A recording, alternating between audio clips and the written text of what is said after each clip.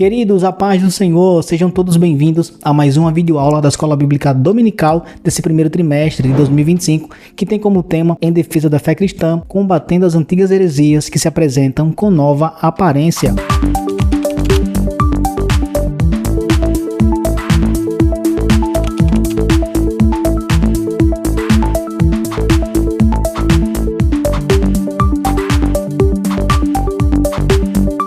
E na aula de hoje nós iremos estudar a lição de número 7, que tem como título As Naturezas Humana e Divina de Jesus.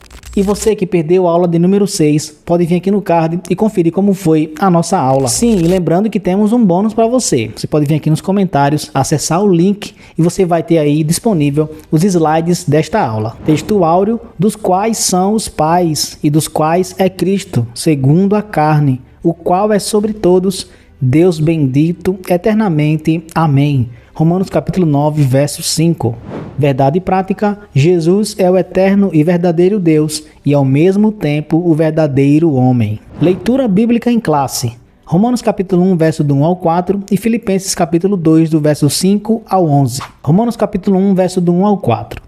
Paulo, um servo de Jesus Cristo, chamado para apóstolo, separado para o Evangelho de Deus, o qual antes havia prometido pelos seus profetas nas Santas Escrituras acerca de seu filho, que nasceu da descendência de Davi, segundo a carne, declarado Filho de Deus em poder, segundo o Espírito de santificação, pela ressurreição dos mortos, Jesus Cristo, nosso Senhor. Filipenses capítulo 2, verso do 5 ao 11. De sorte que haja em vós o mesmo sentimento que houve também em Cristo Jesus, que, sendo em forma de Deus, não teve por usurpação ser igual a Deus, mas aniquilou-se a si mesmo, tomando a forma de servo, fazendo-se semelhante aos homens, e achado na forma de homem, humilhou-se a si mesmo, sendo obediente até a morte e morte de cruz.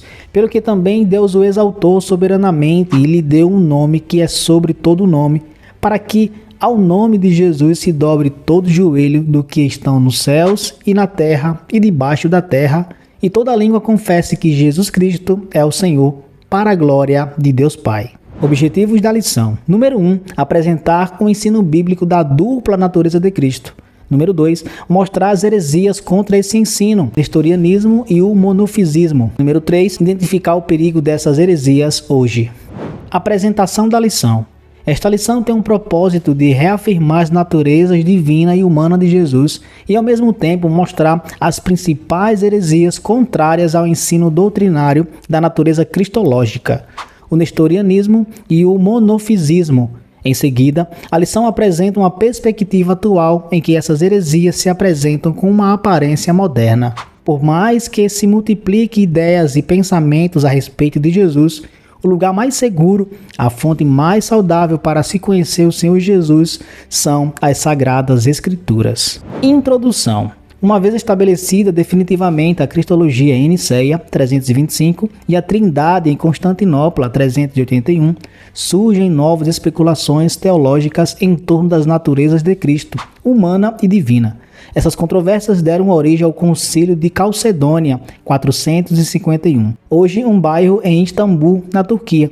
A presente lição é sobre o nestorianismo e o monofisismo, dois pensamentos considerados heréticos no Concílio de Calcedônia.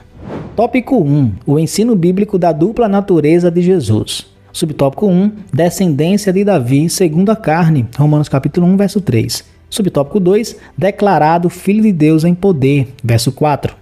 E subtópico 3, o antigo hino cristológico, Filipenses capítulo 2, versos 5 e 6. Subtópico 1, descendência de Davi, segundo a carne, Romanos capítulo 1, verso 3. O apóstolo está se referindo aos ancestrais de Jesus. Ele veio de uma família humana de carne e osso, que vivia entre o povo de Israel. A sua linhagem está registrada na introdução do Evangelho de Mateus e no capítulo 3 de Lucas. Jesus foi concebido no ventre de Maria, uma virgem de Israel, pelo Espírito Santo. Mateus capítulo 1, verso 20 e Lucas capítulo 1, verso 35.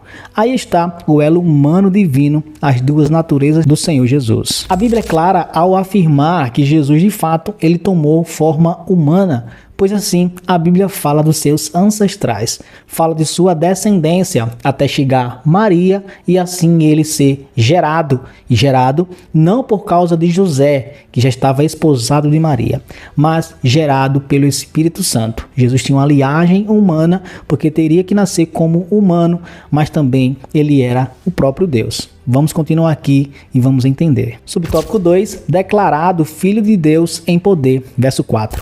Essa expressão indica a divindade de Jesus e isso é reforçado logo em seguida pelas palavras, abre aspas, Jesus Cristo, nosso Senhor, fecha aspas.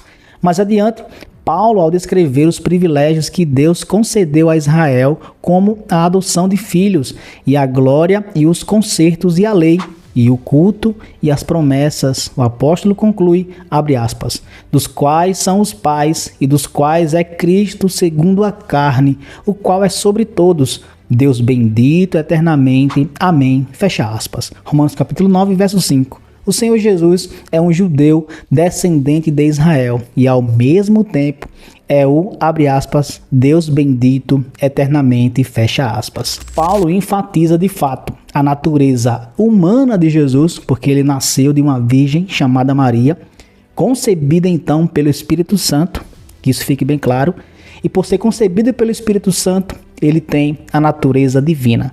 Então Jesus, ao encarnar, não deixou de ser Deus. E quando ele, sendo Deus, ele não teve usurpação de ser Deus, ao ponto dele vir se encarnar. E subtópico 3, um antigo hino cristológico, Filipenses capítulo 2, versos 5 e 6. O texto está dizendo que, embora Jesus, sendo Deus, não usou as prerrogativas da divindade durante seu ministério terreno e, mesmo que fizesse o uso delas, não consideraria isso uma usurpação. O apóstolo está se referindo ao status de Cristo antes da encarnação, João capítulo 1, verso 1 e 14. Mas enfatiza o aspecto humano, versos 7 e 8. O apóstolo está sendo muito claro no ensino das naturezas humana e divina em uma só pessoa. Essa passagem é parte de um provável hino que os primeiros cristãos cantavam nos cultos e o apóstolo Paulo a inseriu nessa epístola aos Filipenses. O termo grego morfê, abre aspas, forma, fecha aspas, usado pelo apóstolo Paulo, abre aspas, sendo em forma de Deus, fecha aspas, verso 6, indica essência imutável, portanto, ele jamais deixou de ser Deus. Olha que declaração perfeita do apóstolo Paulo.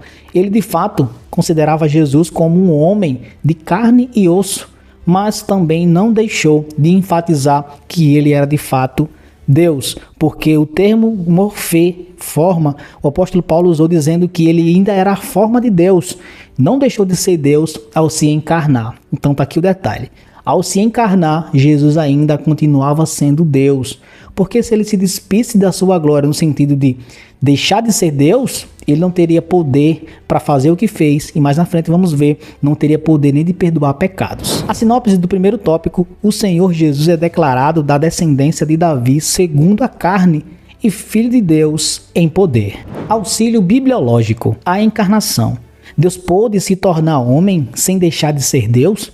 A teologia histórica é baseada na Bíblia e argumentou que Deus é onisciente, sabe todas as coisas, onipotente, todo-poderoso, sem pecado e não corpóreo, sem um corpo, e que estes atributos são essenciais e necessários para a divindade. Caracteristicamente, os seres humanos não exibem estes atributos.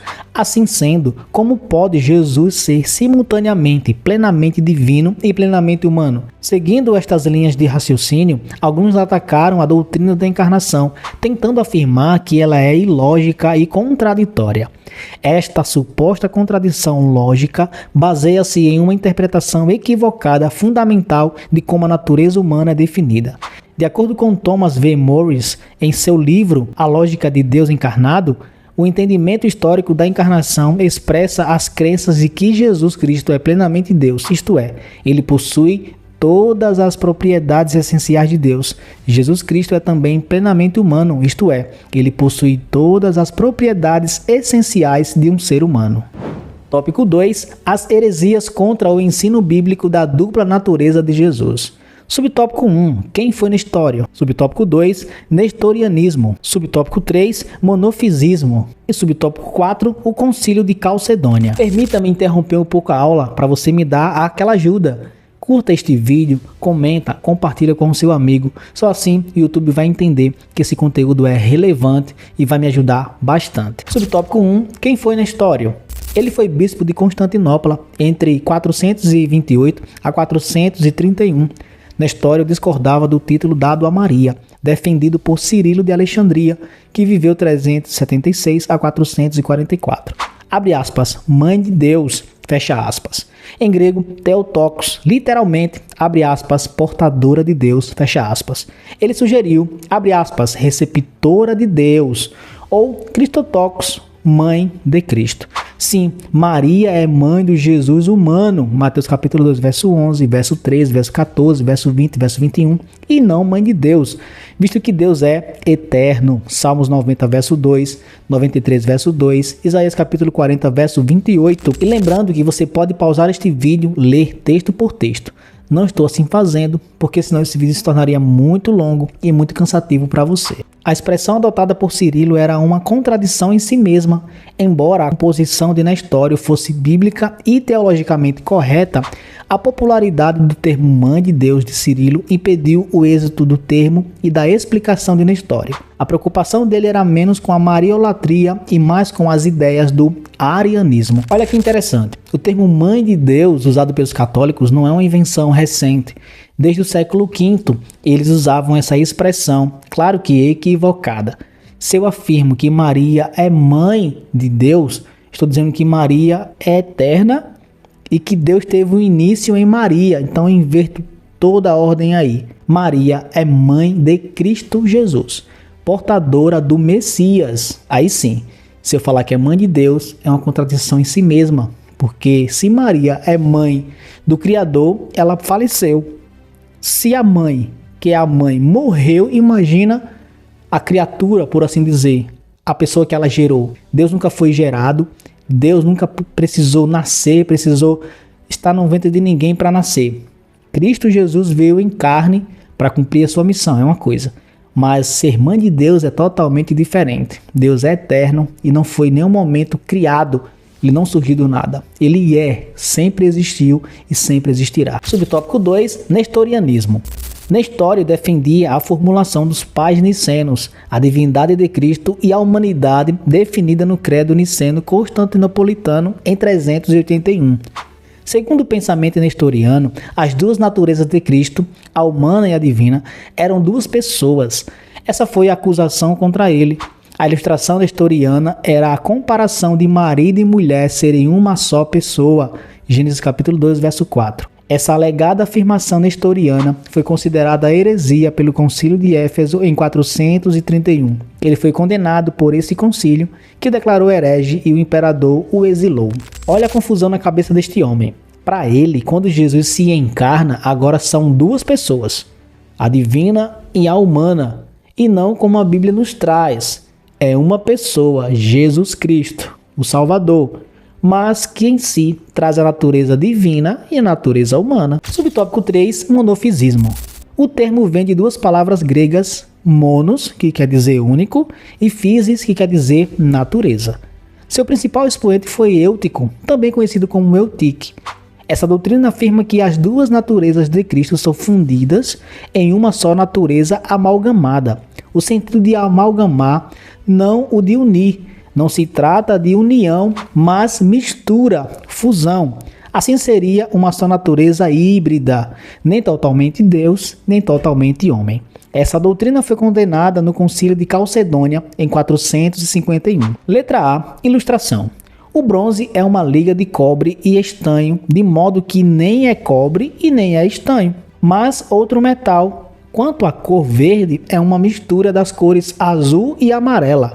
Assim como o bronze não é cobre e nem estanho, e o verde não é azul e nem amarelo, da mesma forma, de acordo com Eutico, as naturezas de Cristo não são divinas nem humanas. Letra B, resposta bíblica. Segundo a Bíblia, o Senhor Jesus é perfeito quanto à divindade e perfeito quanto à humanidade. Romanos capítulo 9, verso 5 e Filipenses capítulo 2, do verso 5 ao 11. É muita confusão que esses homens fazem com coisas tão simples.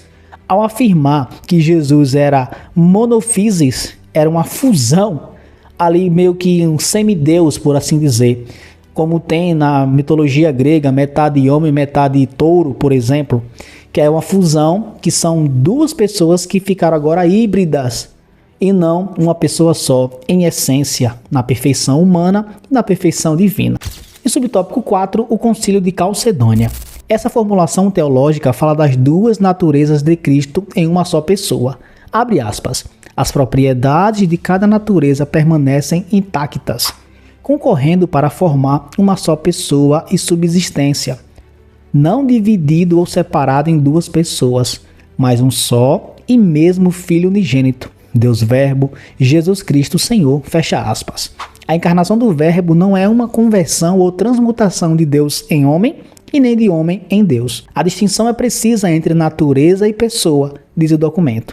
A união dessas duas naturezas é permanente como resultado da encarnação. O documento é uma interpretação precisa das Escrituras. Isaías capítulo 9, verso 5 e João capítulo 10, verso do 30 ao 37. A sinopse desse segundo tópico, o nestorianismo e o monofisismo são duas heresias contrárias ao ensino bíblico da dupla natureza de Jesus. Auxílio teológico, nestorianismo e o que a Bíblia diz. É a doutrina que ensinava a existência de duas pessoas separadas no mesmo Cristo, uma humana e uma divina, em vez de duas naturezas em uma só pessoa.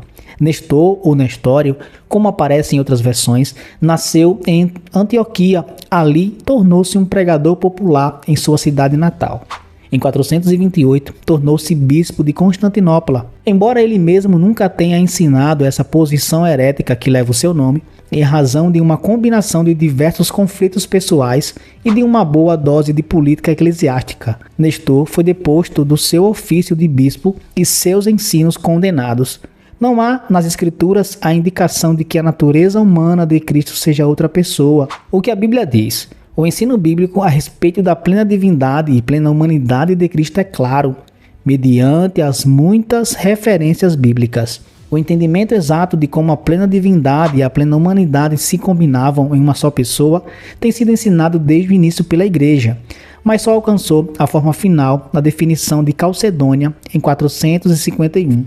Antes desse período, diversas posições doutrinárias inadequadas quanto às naturezas de Cristo foram propostas e rejeitadas, primeiro pelos apóstolos, depois pelos chamados pais da Igreja.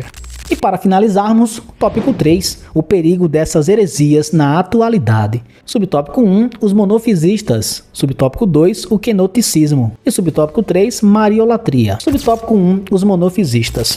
Quando a doutrina monofisista foi rejeitada juntamente com o nestorianismo, houve reação. Jacob Baradeus, que viveu 500 a 578, um monge sírio, liderou o grupo monofisista e preservou a tradição sírio-monofisista, conhecida como tradição jacobita. Ele e seus seguidores rejeitaram a decisão do Concílio de Calcedônia. Quem são eles hoje? São as igrejas ortodoxas, cópita, armênia, abissínia e jacobitas. É importante conhecer a cristologia dessa tradição cristã e saber como responder seus questionamentos e, sobretudo, conservar a fé no Jesus, o Deus que se fez homem, o Emanuel, Deus conosco. Mateus capítulo 1, verso 23. O Deus que se manifestou em carne, 1 Timóteo capítulo 3, verso 16. Subtópico 2, o quenoticismo. Do verbo grego queno, significa esvaziar, Filipenses capítulo 2, verso 7. A doutrina quenótica afirma que Jesus, enquanto esteve na terra, esvaziou de si mesmo dos atributos divinos. São duas linhas principais. O verbo possuía os atributos divinos, mas escolheu não os usar. E as prerrogativas da deidade foram usadas, mas na submissão do Pai e na direção do Espírito Santo. Entendemos que, sem atributos divinos, Jesus é menos que Deus. O kenosis é o esvaziamento de Cristo. Isso foi uma condição para o seu messiado e por isso ele abriu mão de sua glória celeste. João capítulo 17, verso 5. Jesus revelou sua natureza divina quando esteve na terra. Ele agiu como Deus, pois perdoou pecados. Marcos capítulo 2, versos 5 ao 7. Lucas capítulo 7, verso 48. Recebeu adoração. Mateus capítulo 8, verso 2. Capítulo 9, verso 18. Capítulo 15, verso 25. E João capítulo 9, verso 38. Repreendeu a fúria do mar. Mateus capítulo 8, verso 26 e 27. Marcos capítulo 4, verso 39. Somente Deus tem esse poder. Salmos 65, verso 7 e Salmos 89, verso 9. Louvado seja Jesus, o 100% homem, o 100% Deus. Essa teologia aqui afirmava que em Filipenses capítulo 2, verso 7, diz que ele se esvaziou. E se esvaziar é deixar de fato de ser Deus. Isso é uma heresia. Porque Jesus, embora sendo 100% homem, tendo necessidades fisiológicas, precisou se alimentar, mas não deixou de ser Deus, porque assim ele operou milagres e também perdoou pecados. Subtópico 3, Mariolatria. O catolicismo romano adotou o termo Mãe de Deus de Cirilo, ou seja, um pensamento antibíblico que se desenvolveu numa teologia e permanece até hoje por conta da sua popularidade.